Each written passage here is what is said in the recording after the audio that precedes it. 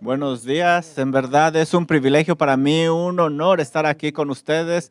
Gracias, Pastor Chance, por esas palabras y el resto de los ancianos, la invitación. Este fin de semana tan increíble que tuvimos en las conferencias, no hay otro lugar en el cual yo quisiera estar sino aquí. Y estoy agradecido con el Señor y con ustedes por darme esta oportunidad de compartir la palabra de Dios con ustedes. Ahora, en esta mañana me gustaría dirigir tu atención a uno de los versículos más importantes en toda la Biblia.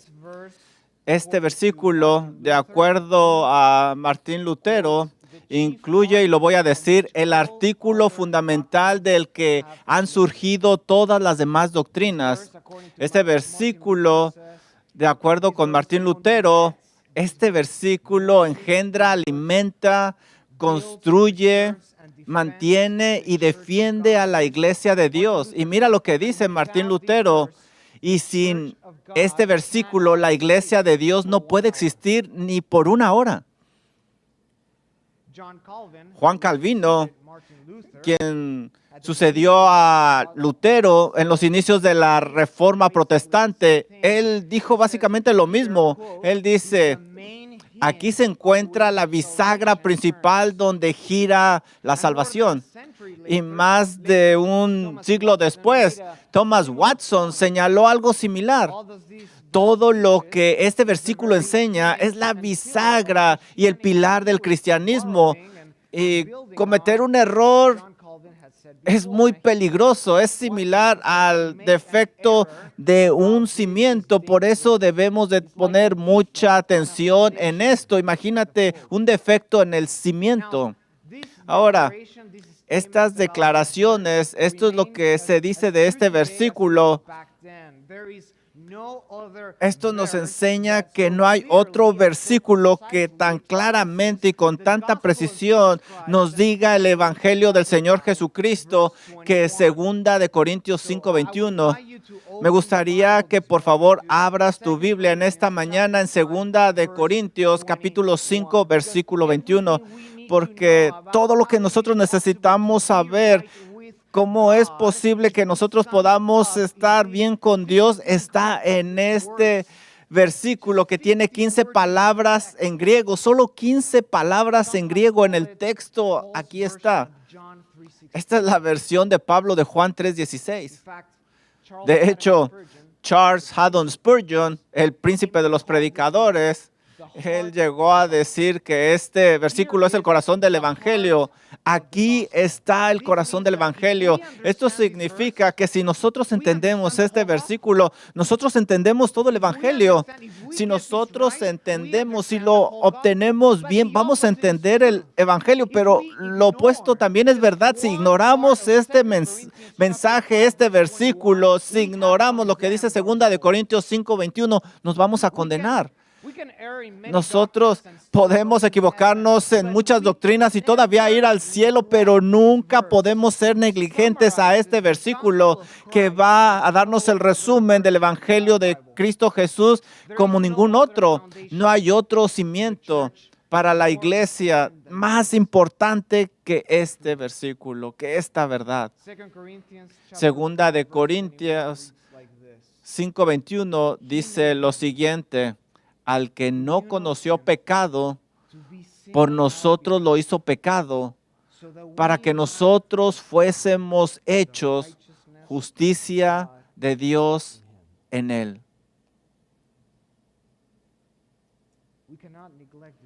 No podemos ser negligentes a este versículo. Es el pilar de nuestra salvación.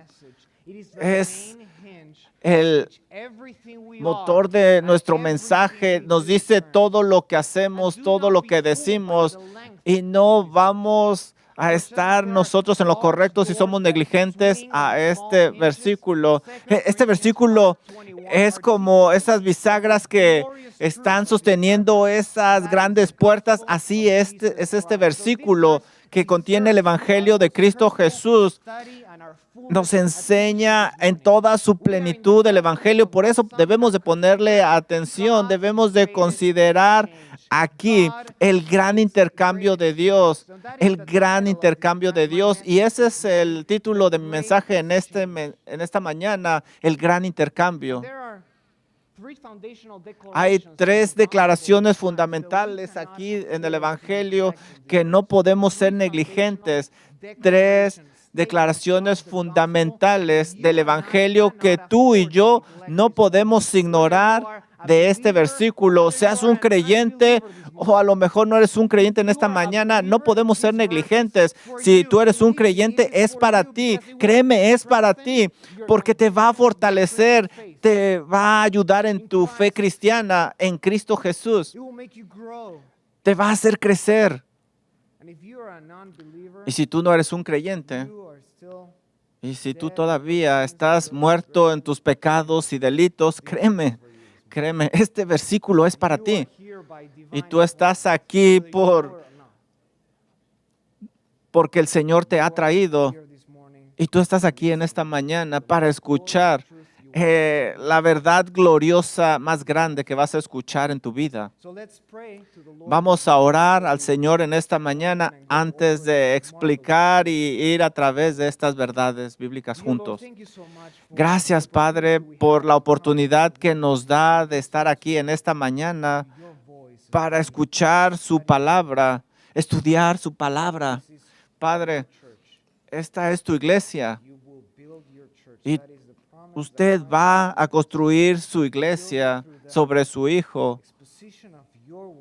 Ayúdenos en la exposición de su palabra a ser buenos administradores. Y yo oro para que su voz sea escuchada y que esté penetrando nuestros corazones, que nos despierte, que despierte corazones muertos que quizás están aquí en esta mañana. Padre, denos la humildad que necesitamos para entender su palabra y para obedecerla cada día de nuestra vida. Le pido a su Santo Espíritu que nos ayude a entender este maravilloso versículo y oramos en el nombre de Cristo Jesús. Amén. Si estás tomando notas, yo te invito a que tomes notas porque es una de las mejores maneras para aprender. Vamos a empezar con la primera declaración, que es la iniciativa del Salvador. Ese es mi punto número 1, la iniciativa del Salvador. Segunda de Corintios 5:21 dice, al que no conoció pecado por nosotros lo hizo pecado. Y estoy leyendo de la versión Legacy. Al que no conoció pecado por nosotros lo hizo pecado para que nosotros fuésemos hecho justicia de Dios en él. Y la pregunta inicial que debemos de hacernos es, ¿quién exactamente hizo a Cristo pecado? ¿Quién lo hizo a él un pecado? Y al final del versículo anterior nos da la respuesta. Por eso necesitamos estudiar la Biblia en un contexto. Dice el versículo 19 que Dios estaba en Cristo reconciliando consigo al mundo, no tomándoles en cuenta a los hombres sus pecados, y nos encargó a nosotros la palabra de reconciliación. Dios mismo fue el que lo hizo pecado. Así es de que el Evangelio comienza ¿con quién? Con Dios. Es Dios, es la iniciativa de Dios. Todo lo que dice este versículo viene de Dios. La salvación es de Dios. Es el plan de Dios de inicio a fin. Y esto es una verdad muy importante que tienes que entender acerca del Evangelio. No puede pasar sin él. ¿Por qué? Porque nadie puede reconciliarse con Dios por sus propias fuerzas. Nadie puede. La Biblia dice que nosotros estamos muertos en nuestras transgresiones y pecados. Todas nuestras obras, todo lo que hacíamos era hostilidad contra Dios. Romanos 8:7. De hecho, en ese pasaje de Romanos 8, Pablo dice que nosotros no podemos recibir el amor de Dios. No podemos hacer nada en nuestras obras porque todo es espiritual. Todo lo que hacemos es locura cuando no conocemos al Señor. El hombre natural no percibe las cosas que son del Espíritu porque son locura para él. En una condición natural, 3 veces en 1 Corintios capítulo 1, 18, 23, 1 Corintios 2, 14, dice que al hombre natural esto es locura. Él rechaza a Dios porque en el estado natural no lo entendemos y no tenemos un deseo para Él. Romanos 8 también nos dice en el versículo 11 que no queremos buscar a Dios y por esa razón Pablo dice en Efesios que nosotros somos por naturaleza hijos ¿de qué? De ira. Por naturaleza somos hijos de ira. Esto significa que nosotros somos el objeto del juicio de Dios que condena en el instante que somos concebidos en el vientre de nuestra madre. En ese momento, nosotros somos objeto del juicio de Dios condenatorio. Y todo esto apunta a la realidad de la necesidad de que solo Dios pueda realizar un plan de redención. Nosotros no podemos llegar a Dios por nuestras propias fuerzas. Dios lo tiene que hacer todo. Todo tiene que empezar con Dios. Por eso, en el versículo 18 de 2 de Corintios 5, Pablo dice, después de declarar que cualquiera que está en Cristo Jesús es una nueva criatura. Las cosas viejas pasaron, todas son hechas nuevas. En el 18 dice, y todo esto proviene de Dios. Todo esto proviene de Dios. La salvación viene de Dios. Y esto es ilustrado perfectamente en Isaías 59. Ve conmigo a Isaías 59, donde se ilustra. Yo enseño en el seminario Antiguo Testamento, así es de que tengo que usarlo. Vamos al Antiguo Testamento, Isaías 59. Y déjame ilustrarte lo que quiero decir.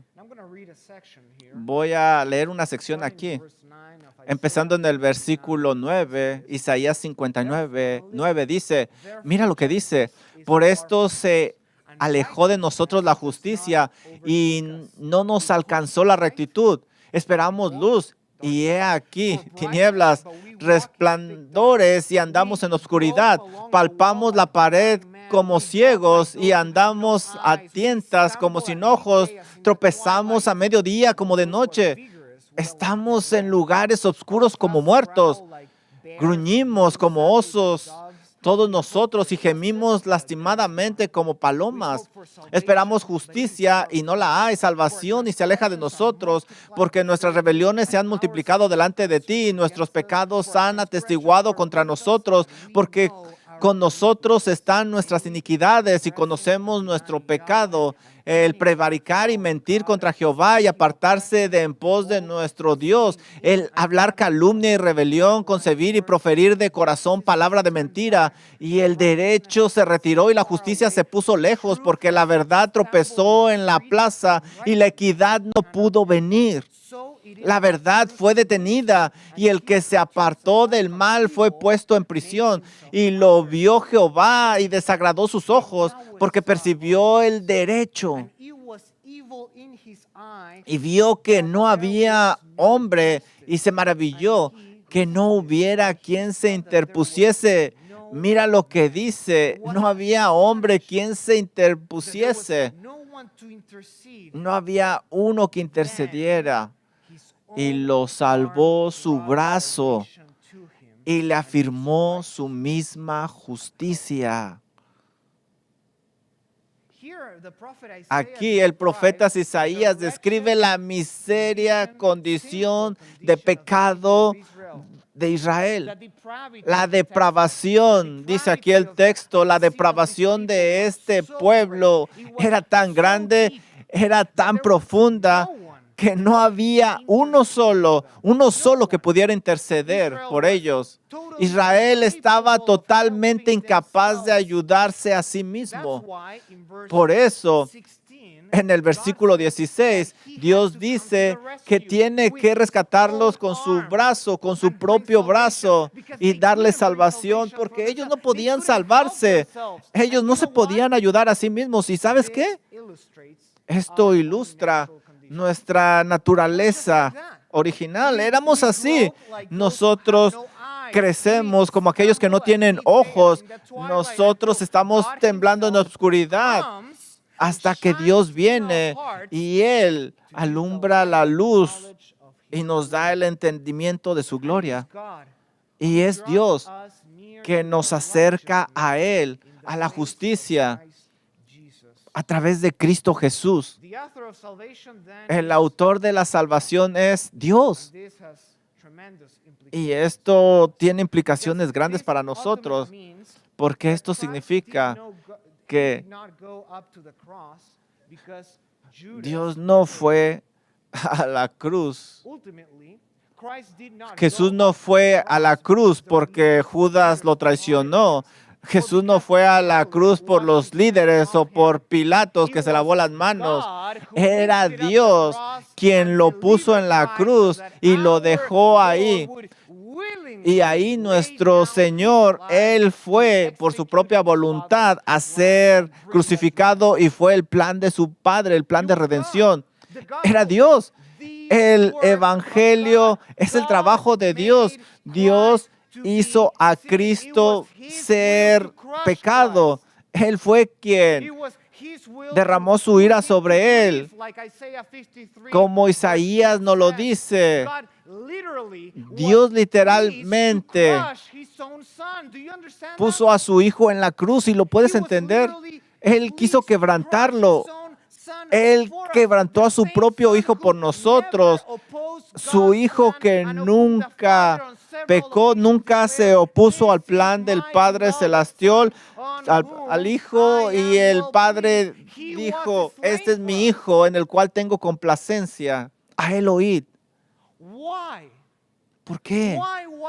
¿Por qué Dios estuvo complacido en quebrantar la vida de su Hijo por un pecador como tú y yo? ¿Por qué?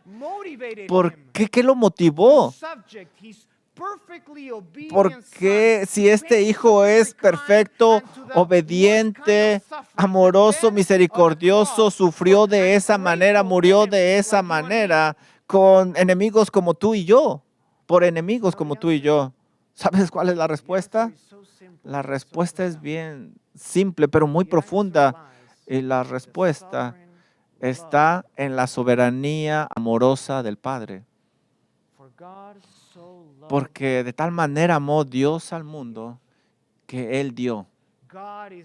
Dios es el que inició la salvación. Dios nos amó en base a nuestra libertad que Él quería. Hizo un plan soberano y el Evangelio declara que fue su plan. Solo Dios podía diseñar este maravilloso plan de salvación. Solo Dios sabía cómo hacer que pecadores que merecían la justicia fueran salvos y que pasaran la eternidad con Él. Solo Dios podía hacer este plan de salvación mucho antes de la fundación del mundo. Y esta es la primera cosa que el Evangelio declara: la iniciativa del Salvador, la iniciativa de Dios. Recuerda, Dios es el alfa y el omega del Evangelio. Empieza con Él y termina con Él, y toda la gloria va para Él. Pero Pablo también aquí declara otra cosa fundamental. En 2 Corintios 5:21, otra verdad fundamental del Evangelio que tú y yo necesitamos saber y recordar en esta mañana es la impecabilidad del sustituto. Mira otra vez. 2 Corintios 5:21 dice: Dios, al que no conoció pecado, a Cristo, por nosotros lo hizo pecado. Pablo aquí enseña que Cristo nunca experimentó personalmente lo que significa pecar, lo que significa ser un pecador. Esto concuerda con el testimonio mismo de nuestro Señor, que en Juan 8:46, Él reta a sus adversarios con esta pregunta. Él dice, ¿quién de vosotros me redarguye de pecado? Él le dice a sus adversarios, ¿cuál de ustedes me va a apuntar de pecado? ¿Y cuál es la respuesta? Nadie. Porque el verbo redarguir aquí significa acusar y luego probar la acusación. Muchas personas acusaron a Jesús de muchas cosas, pero nadie lo pudo comprobar. De hecho, no vamos a ir ahí por tiempo, pero después ve a Lucas 23 y lee los versículos 4, 14, 22, 41 y 47. Y vas a ver el testimonio de muchas personas que no caminaron con Jesús y dijeron que no le encontraban culpabilidad. Y vas a ver ahí que alguien fue crucificado a un lado de Jesús y dijo, este no merece estar aquí. Y también el testimonio del centurión que dijo, verdaderamente este hombre era justo. ¿Sabes? La persona lo podía ver, todos podían verlo. Y nosotros también lo escuchamos de los apóstoles que observaron su vida. Más que nadie en la tierra, Pedro declaró en 1 de Pedro 2:22 que nuestro Señor no hizo pecado. Él no pecó y tampoco se encontró engaño en su boca. Juan testifica lo mismo en 1 de Juan 3:5. Él dice, y tú sabes que apareció, se manifestó para quitar nuestros pecados y en Él no hay pecado. Y después el autor de Hebreos, él también observa que Cristo fue tentado en todo según nuestra semejanza, pero ¿sabes? Sin pecado. Sí, sin pecado. En el capítulo 7, 26 también enfatiza el autor de Hebreo algo similar. Mira lo que dice, él lo describe como santo, inocente, sin mancha, apartado de los pecadores y hecho más sublime que los cielos. Es claro, es evidente que Cristo no conoció pecado nunca, nunca. Solo piensa acerca de esto. Jesús nunca pecó. Él nunca fue contaminado ni una vez. Él nunca tuvo nada de contaminación. Él nunca dijo una palabra incorrecta. Nunca dijo una mala palabra. Toda su vida fue perfecta, siempre, todo el tiempo. Por eso fue la delicia de su Padre.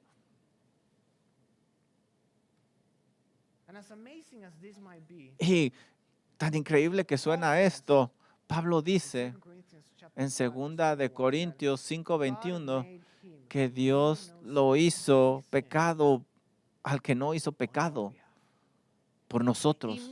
Por nosotros, inmediatamente después que afirma el Padre que Cristo no hizo pecado, Pablo dice que Dios lo hizo pecado por nosotros. Por nosotros. Y esta preposición por nos introduce al concepto de la sustitución. La sustitución. En la mayoría de las Biblias se traduce como en el nombre de, en lugar de nosotros, pero puede ser traducido simplemente en nuestro lugar. Alguien, esto es lo que significa sustitución. Alguien va a tomar el lugar de otra persona. Ciertamente Cristo nunca experimentó de manera personal lo que significa pecar, ni lo que significa ser un pecador durante su ministerio terrenal. Pero Pablo aquí señala que Cristo además fue nuestro sustituto sin pecado ahí en la cruz. Y esto es algo increíble para pensar. Esto significa que incluso cuando nuestro Señor subió a la cruz, no fue hecho pecador ni recibió castigo por algún pecado que Él hubiera hecho. En lugar de eso, Dios lo trató como si fuera pecador al contar nuestra culpa como si fuera de Él mismo. Así es de que todos nuestros pecados fueron cargados en Cristo Jesús, como si Él los hubiera cometido y recibido el castigo por estos en la cruz. Su obra en este sentido fue plenamente sustitutiva. Él tomó nuestro lugar. Y déjame decirte, no simplemente fue sustitutoria, fue excluyente. Dios dijo que lo hizo pecado por nosotros, por nosotros. Él se hizo pecado por nosotros. Cristo se convirtió en maldición para redimir nuestro pecado. Él se convirtió en maldición por nuestros pecados, todos nuestros pecados, pasados, presentes y futuros.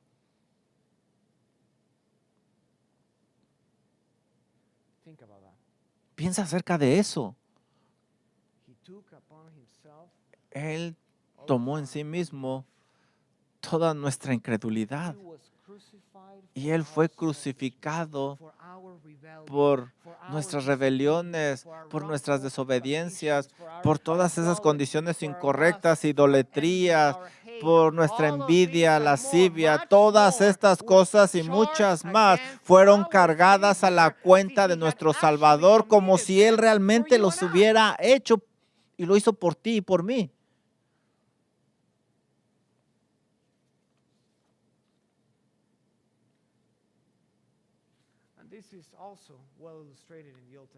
Y esto está bien ilustrado en el Antiguo Testamento.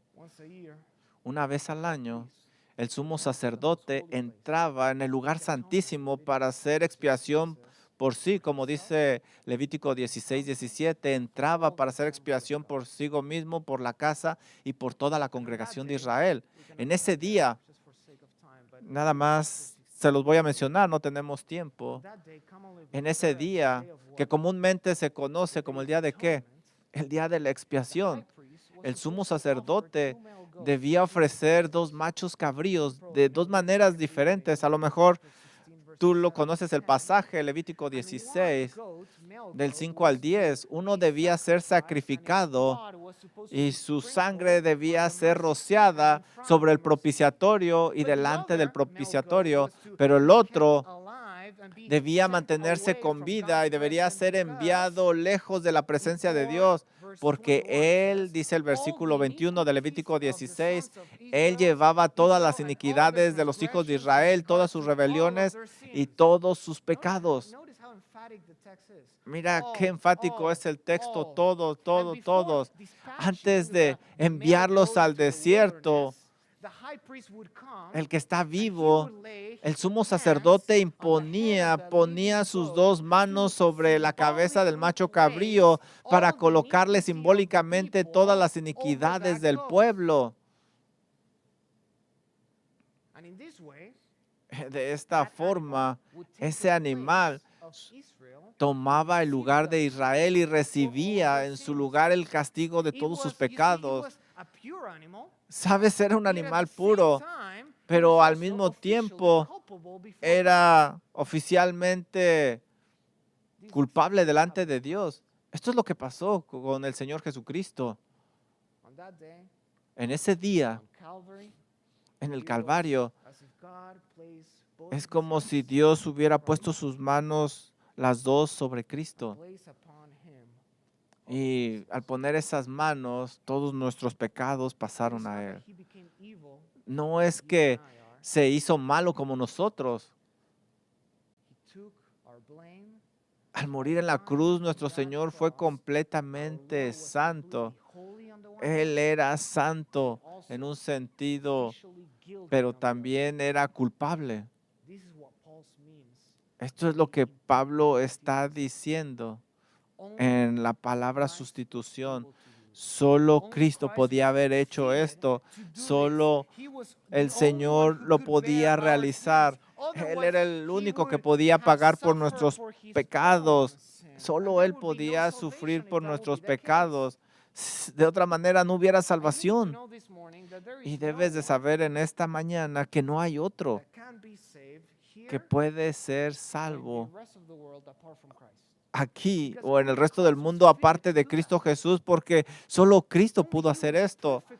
Solo Él fue perfectamente obediente al Padre todo el tiempo. Solo Él estuvo calificado para llevar nuestros pecados. Nadie más lo puede hacer. Nadie, no hay un purgatorio, no existe eso. Simplemente o está en nosotros el pecado o está en Cristo. Y si está en Cristo, bendito sea el nombre del Señor porque lo ha pagado todo. Pero si tus pecados están todavía en ti, no simplemente la eternidad va a ser suficiente para pagar por ellos. Y tú tienes que venir a Cristo Jesús. Tú necesitas venir a Cristo Jesús y reconocer tus pecados y que necesitas un Salvador. Finalmente, Pablo describe la imputación de los santos del Evangelio de Cristo Jesús, la imputación de los santos ahí en el Evangelio de Cristo. Y por imputación quiere decir que Dios nos dio el crédito, Él reconoció, Él nos dio algo. Mira el versículo 21 nuevamente. Al que no conoció pecado, por nosotros lo hizo pecado, para que nosotros fuésemos hechos justicia, para que fuésemos hechos justicia de Dios en Él. Qué maravilloso y glorioso es esto. Por más glorioso que sea el hecho de que Cristo llevó sobre sí mismo el castigo de todos nuestros pecados, esto es tan solo la mitad del intercambio que ocurrió ahí en la cruz. Esto es simplemente la mitad de ese intercambio. Lo que hace este intercambio, el gran intercambio, como algunos lo llaman, es que ahora nosotros, según Filipenses 3:9, nosotros somos hallados en Cristo, no teniendo nuestra propia justicia, porque es por la ley, sino que es por la fe en Cristo, la justicia que es de Dios por la fe. Y esto es precisamente lo que la última parte de 2 de Corintios 5:21 afirma. La pequeña frase ¿para qué? Introduce una cláusula de propósito en griego que explica la otra mitad del intercambio. Cristo no solo se convirtió en nuestro sustituto al ocupar nuestro lugar ante Dios y recibir ese castigo que tú y yo merecíamos, sino que también Él nos atribuye la misma justicia divina para que nosotros fuéramos hechos justos delante de Dios. Y esto es algo que simplemente no podemos pasar por alto y desgraciadamente muchas veces lo hacemos. Muchas veces se nos olvida la última parte del intercambio. Se nos olvida, celebramos nuestra salvación, pero se nos olvida nuestra justicia, nuestro estatus delante de Dios. Lo que quiero decir es esto. Por ejemplo, era muy común antes decir que Dios considera a los cristianos como si nunca hubieran pecado en virtud de la obra que Cristo hizo en la cruz. Tú le preguntarías a alguien ¿qué es un cristiano? Bueno, un cristiano es alguien que nunca vive como si nunca hubiera pecado por lo que Cristo hizo en la cruz, pero sin embargo esta definición es inadecuada, es incompleta. ¿Por qué? Porque la salvación no es meramente un asunto de inocencia, no simplemente un asunto de inocencia. Mira, escucha esto. De hecho, si el único beneficio que recibimos en la redención es el perdón de pecados, no seríamos salvos, porque Dios requiere ¿qué? Justicia para entrar en el reino de Dios, no inocencia, requiere justicia. Por supuesto que la ausencia de pecado es importante en nuestra salvación. Y no quiero que lo tengas incorrecto. Dios puso a un lado nuestros pecados tan lejos como el este del occidente. Él puso nuestros pecados atrás de Él. Él promete nunca acordarse de ellos. Él dice que los ha puesto en las profundidades del mar, pero nosotros no somos justos simplemente por olvidar los pecados. Para entrar en el reino de Dios, Dios necesita justicia perfecta. Y esto no es algo nuevo. Esto no es algo nuevo. ¿Sabes quién predicó de esto? El mejor predicador, Cristo. Mateo 5:21 en el Sermón del Monte. Mateo 5, versículo 20.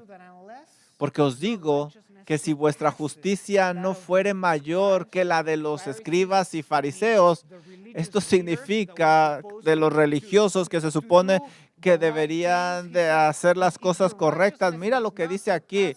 Si vuestra justicia no fuere mayor que la de los escribas y fariseos, no entraréis en el reino de los cielos. Mira, no dice aquí si fueras inocente.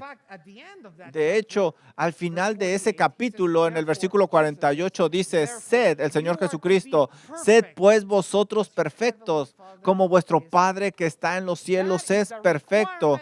Ese es el requerimiento para entrar en el reino de los cielos, una justicia perfecta, como la justicia del Padre.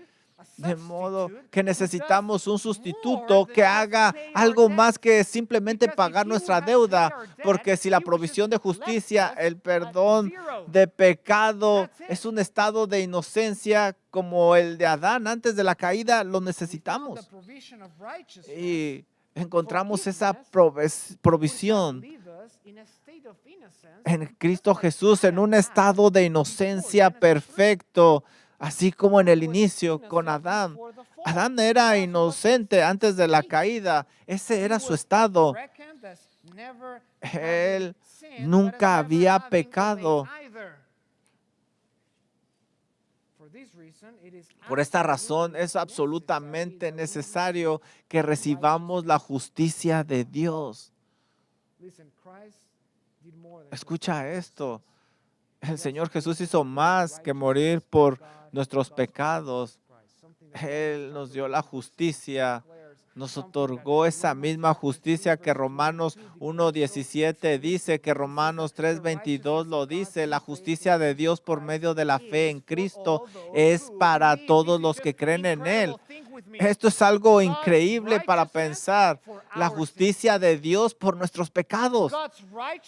La justicia de Dios, su perfecta justicia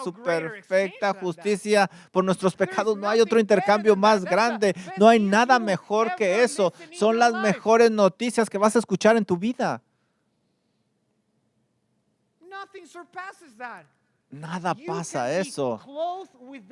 Tú puedes ser vestido con la justicia misma de Dios para que ya no vivas para ti, sino para que vivas para Él, que murió y fue resucitado por nosotros. Por eso Pablo dice que somos nuevas criaturas en Cristo Jesús. Nuevas criaturas, todas las cosas pasaron, somos nuevos, porque la justicia de Dios está en nosotros. La justicia requiere, antes de que Dios la acepte, Él la provee a través de Cristo Jesús. Esto es algo increíble, es algo increíble. Por eso todo esto viene de Dios. Tiene que ser su plan. Solo Él lo puede hacer. Él es el juez y también el que justifica, como Romanos 3:26 lo dice. Esto significa que nosotros no debemos de buscar un estado de justicia delante de Dios porque ya lo tenemos. clothed with the righteousness of Tú God. estás vestido And con were la it not justicia for the de Dios. imputation of the saints, Y our relationship si no with fuera por God la would imputación never de be los santos, restored. nuestra relación con Dios no Only podría God could restaurarse replace jamás. the Solo righteous Dios one before. podía realizar este plan maravilloso de salvación. This is the great. This is the Esto es great asombroso. exchange Este es el that gran we will intercambio sing for all of eternity. de lo que hemos cantado. That God on that cross Y cantaremos por toda la eternidad que Dios en la cruz trató a Cristo como si realmente Él hubiera hecho todos nuestros pecados, para que ahora pueda considerarnos completamente justos y aptos para participar de la herencia, al cual nadie puede entrar a menos que sea perfecto como Dios es perfecto. Este es un gran intercambio. La grandiosa verdad del Evangelio que vamos a cantar por toda la eternidad. Gracias, Padre, por este versículo que nos recuerda esto fundamental, esta verdad acerca de Cristo Jesús. Gracias, Padre, porque fue su plan y nosotros no seríamos salvos si no fuera por su iniciativa, la iniciativa que usted tomó aún antes de la fundación del mundo. Y vamos a cantar de eso, que esto no fuera posible si Cristo no fuera ese sustituto perfecto, o el Hijo obediente que tomó nuestro lugar y pagó la penalidad, la deuda que nosotros no podíamos pagar. No seríamos salvos si no se nos hubiera dado esta justicia, no se nos hubiera impuesto esta justicia para entrar al reino de Dios. Padre, usted sabe el corazón de las personas aquí. Usted sabe si todavía están en sus propios pecados o si ellos están en Cristo Jesús. Padre, si aquí hay alguien que está todavía en sus transgresiones, Padre, yo le ruego, le suplico que usted traiga a esta persona a salvación, que ellos reconozcan su pecado, que usted está enojado con ellos, que rindan su vida a usted, porque no hay nada más grandioso que Cristo Jesús, no hay otro Salvador. Y no podemos nosotros pagar esa deuda que tenemos con usted, ni aún en la eternidad, solo Cristo. Si tú no conoces a Cristo Jesús y estás aquí y tienes preguntas, te suplico que escuches esta verdad. Este es el día de salvación, dice el Señor. Si tienes preguntas, ven a mí o a alguno de los ancianos y pregúntanos cómo puedes ser justo delante de Dios hoy, porque hoy es el único día que vas a tener seguridad. No sabes si va a existir el mañana. Padre, gracias por los que ya estamos en Cristo. Qué recordatorio, Señor, que nuestra justicia está en Cristo Jesús. Nuestra justicia está basada solamente en el trabajo, en la obra de Cristo Jesús. Es algo que nos anima en aquellos días que nos quedamos cortos ante su gloria. Es un ánimo para nosotros para seguir creciendo en el conocimiento de Cristo Jesús. Seguir creciendo en santidad cada día de nuestra vida. Padre, le alabamos, le damos a usted toda la gloria porque la salvación es suya de principio a fin. Oramos en Cristo Jesús. Amén.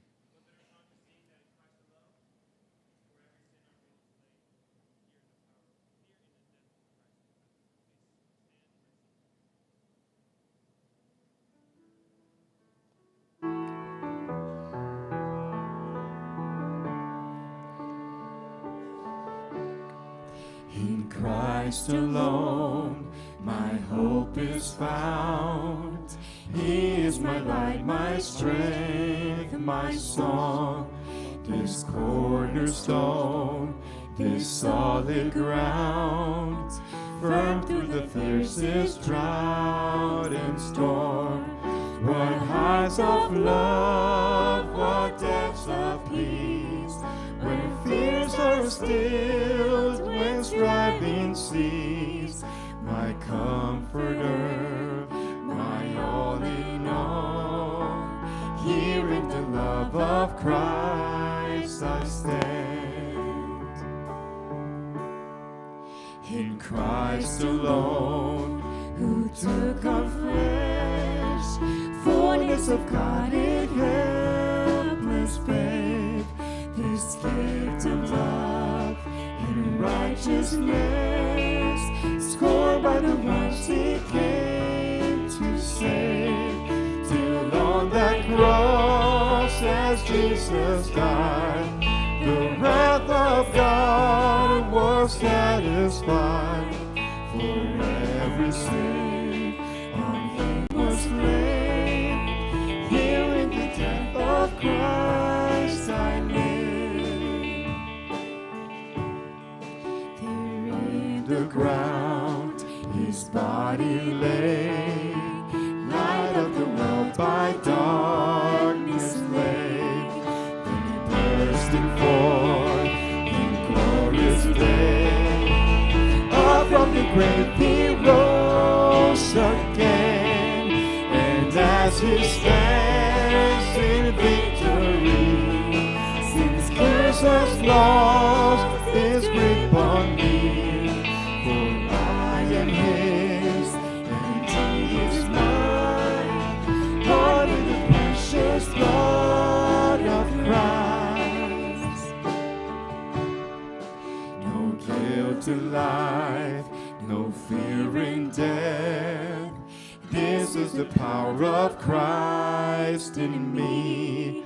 From life's first cry to final breath, Jesus commands my destiny. No power of hell, no scheme of man can never pluck me from His hand. Till He returns or calls me home, here in the power of Christ I'll stand. No power of hell, no scheme of man can never pluck me from His hand. Till He returns or calls me home, here in the power of Christ I stand.